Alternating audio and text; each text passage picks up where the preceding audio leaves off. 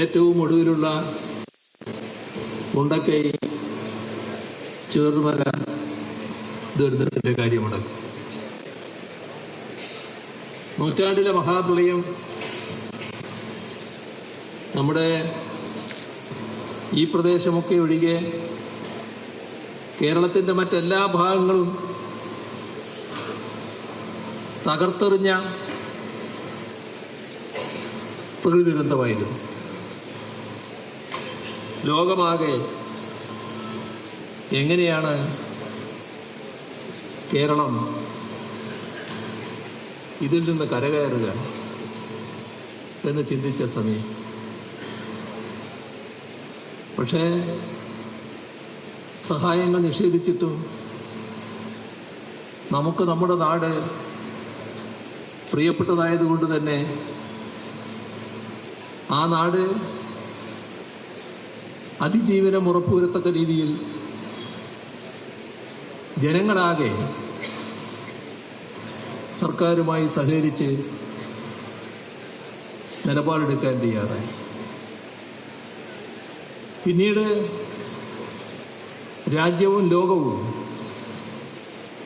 ആശ്ചര്യത്തോടെയാണ് കേരളത്തെ നോക്കിക്കണ്ടത്. എങ്ങനെ ഈ രീതിയിൽ അതിജീവിക്കാനായി?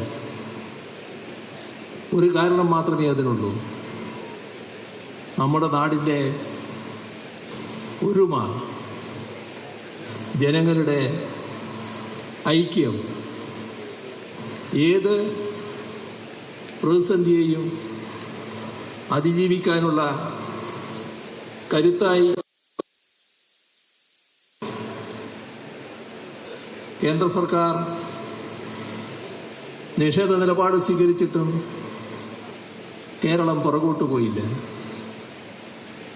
തകരട്ടെ എന്നാഗ്രഹിച്ചെങ്കിലും വിവിധ കാര്യങ്ങളിൽ ഇതാ രാജ്യത്തിന്റെ മുന്നിൽ നമ്പർ 1 എന്ന് പറഞ്ഞുകൊണ്ട് കേരളത്തിന് കേന്ദ്ര ഗവൺമെന്റിൻ്റെതായ അവാർഡുകൾ ഒന്നിനു പുറകെ ഒന്നായി കേന്ദ്രത്തിന് തന്നെ നൽകേണ്ടി വന്നു. നമ്മുടെ ദുരന്തങ്ങളെ അതിജീവിച്ചതിന് മാത്രമല്ല, ജനങ്ങൾ തങ്ങളെ ഏൽപ്പിച്ച LDFനെ ഏൽപ്പിച്ച ആ ഉത്തരവാദിത്വം, അതിനോട് ആകാവുന്നത്ര നീതി ചെയ്ത് കേരളത്തെ പുരോഗതിയിലേക്ക് നയിക്കാനാണ് സർക്കാർ ശ്രമിച്ചത്. ഞാനിപ്പോൾ ഓരോന്നും എടുത്ത് പറയാൻ ഉദ്ദേശിക്കുന്നില്ല. കാരണം നിങ്ങൾക്കെല്ലാവർക്കും അറിയാം, 11 മണിക്ക് ഇതിൻ്റെ ഭാഗമായി തന്നെ വെച്ച പരിപാടിയുണ്ട്. അപ്പോൾ എല്ലാ കാര്യങ്ങളും ഇവിടെ പറയാൻ തയ്യാറായാൽ ആ 11 മണി അങ്ങോട്ട് മാറിപ്പോകും. അതുകൊണ്ട് തന്നെ വിശദമായി ഞാൻ ആ കാര്യങ്ങളിലേക്ക് ഇപ്പോൾ പോകുന്നില്ല.